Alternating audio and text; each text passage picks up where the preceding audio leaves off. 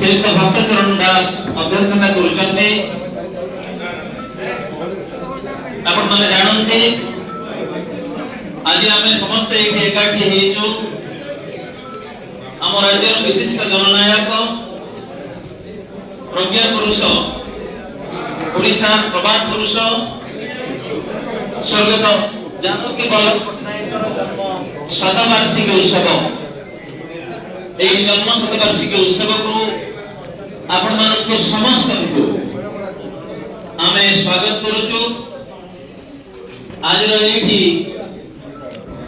वरिष्ठ नेतृवृंद आज जोग देइछन्ते कार्यक्रम रे आम गहन रे ए देशर पूर्वतन आईन मंत्री कर्नाटक पूर्वतन मुख्यमंत्री श्रीयुक्त वीरप्पा मोइली जोग देइछन्ते। फूल देके स्वर्गत आत्मा प्रति श्रद्धांजलि ज्ञापन करिवे। आज रे कार्यक्रम रे जोग देइछन्ते माननीय राज्यसभा सांसद तथा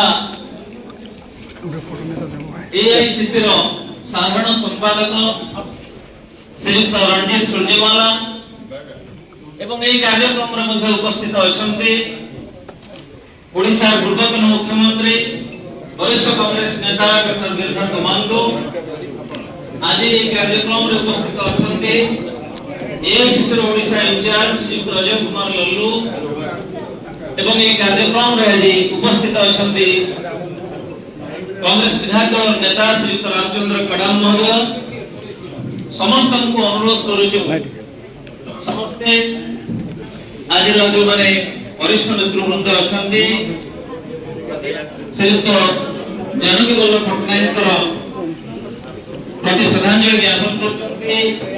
पूर्वतन केंद्र मंत्री श्रीयुक्त श्रीकांत जेना पूर्वतन पीसीसी सभापति श्रीयुक्त प्रसाद हरिचंदन श्रीयुक्त जयदेव जेना और समस्त वरिष्ठ नेतृवृंद भुवनेश्वर जिला कांग्रेस कमिटी सभापति श्रीयुक्त प्रकाश जेना महोदय वर्तमान अनुरोध करी वरिष्ठ कांग्रेस नेता मानस चौधरी को से बहुत परिश्रम करी श्रीयुक्त जानकी बल्लभ पट्टनायक के ऊपर गोटे वृत्तचित्र प्रिपेयर करछन्ते एवं से वृत्तचित्र को आनुष्ठानिक भाव उद्घाटन करबा पई आज वरिष्ठ नेतृवृंद को डाकिबे। Sir Mr. Manas Chaudhary has prepared a wonderful documentary on late Mr. J.D. Patnaik. I would like to request Mr. Manas Chaudhary श्रीयुक्त भक्तचरण दास आज ये कार्यक्रम में सभापतित्व करुचंते ताको अनुरोध करिवे आज ये वृत्तचित्र उन्मोचन कार्यक्रम को से परिचालना करिवे। सर वो अगर जो मोदी जी और आदरणीय मोदी जी और चेयरमैन जी से आपसे अनुरोध करता हूँ शॉर्ट फिल्म बनाया गया है पीसीसी की तरफ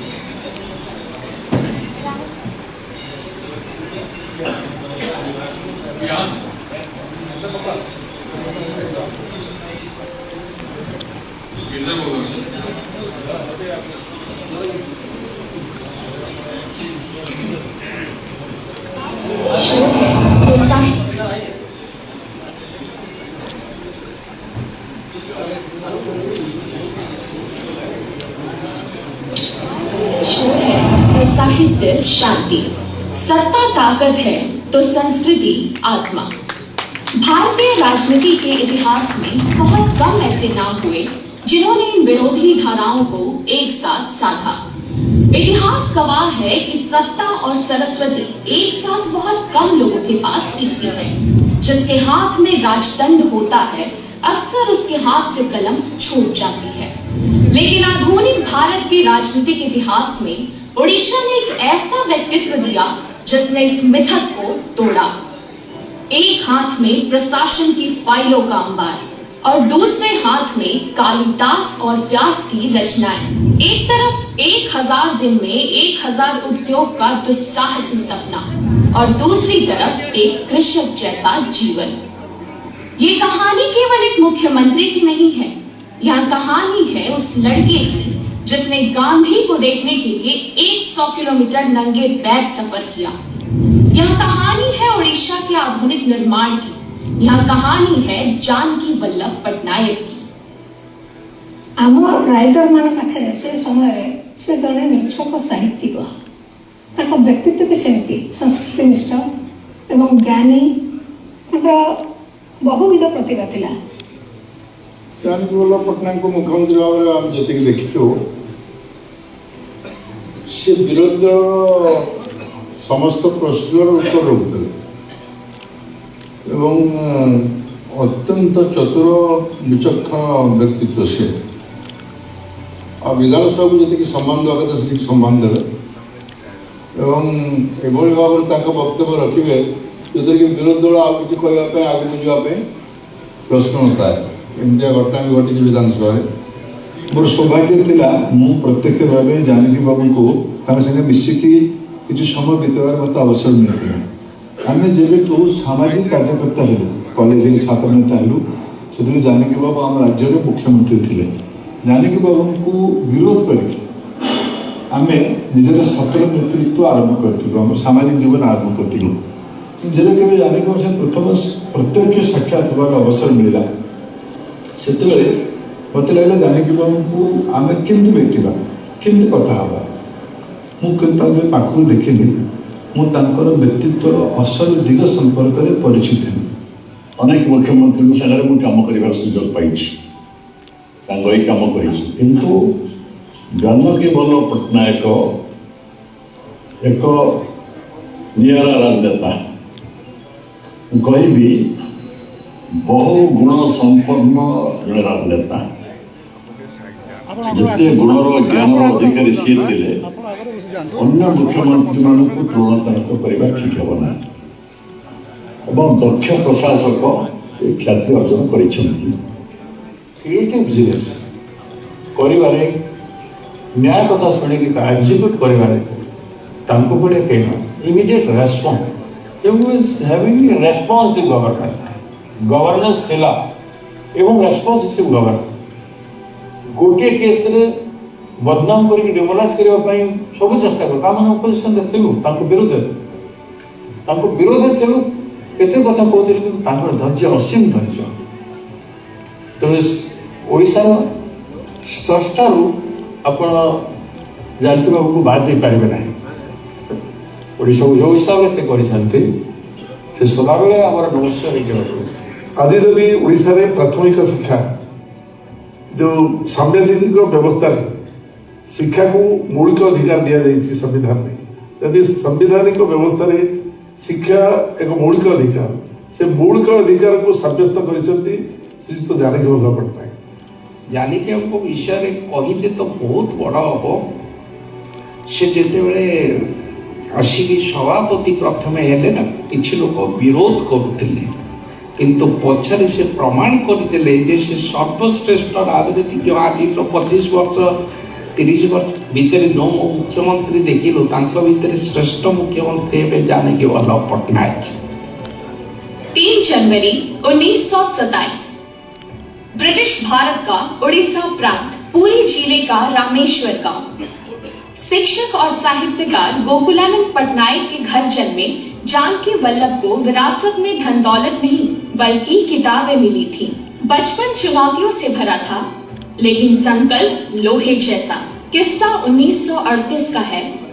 एक 11 साल का लड़का सुनता है कि महात्मा गांधी उसके जिले के पास से गुजर रहे हैं। उस महामानव की एक झलक पाने की दीवानगी ऐसी थी कि वह बच्चा अपने गांव से 100 किलोमीटर दूर नंगे पैर पैदल निकल पड़ा। यही जिद, यही जुनून आगे चलकर उनकी पहचान बना। जानकी बाबू ए सेंचुरी जड़े बड़ स्टेट्समैन थिले। से केवल जड़े पॉलिटिशियन नथिले, से जड़े भल एवं बड़ स्टेट्समैन ओडिशा पई।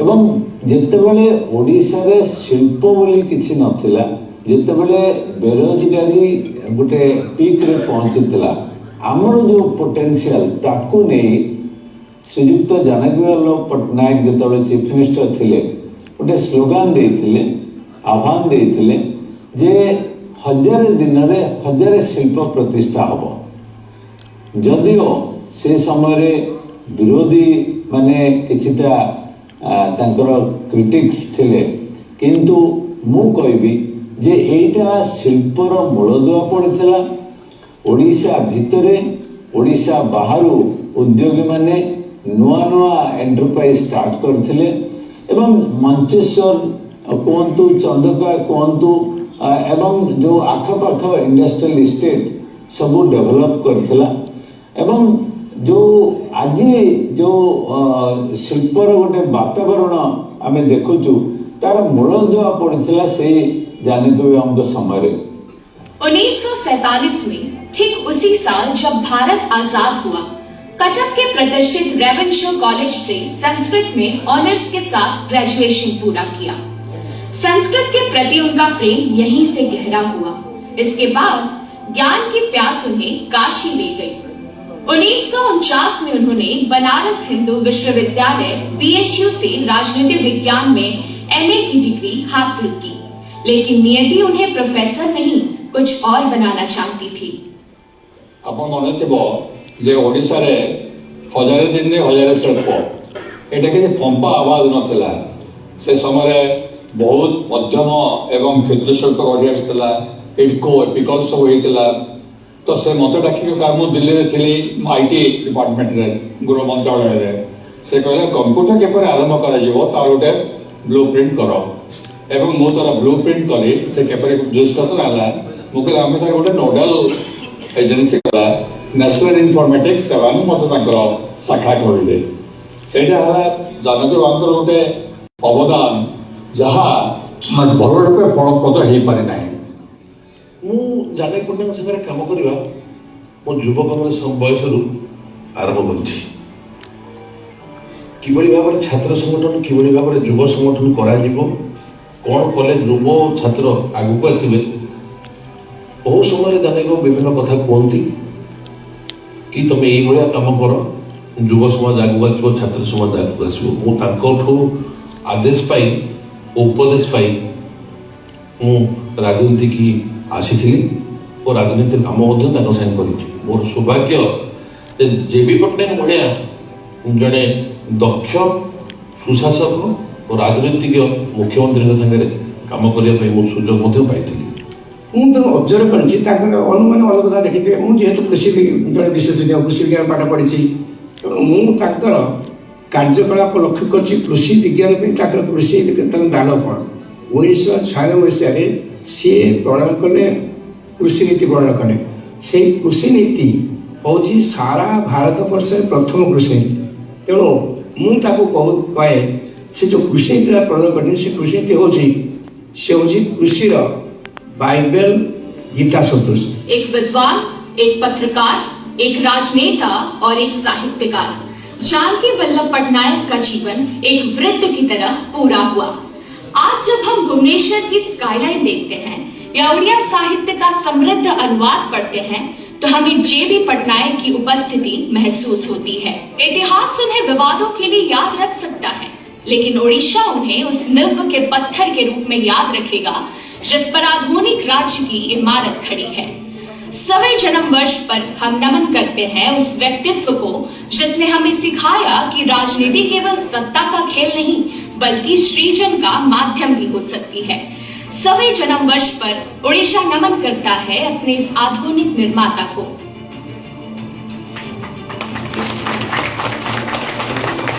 बहुत बहुत धन्यवाद। ये कृतज्ञ जाति श्रीयुक्त जानकी वल्लभ पट्टनायक निकट में श्रद्धांजलि ज्ञापन करुचे। वर्तमान अनुरोध करेंगे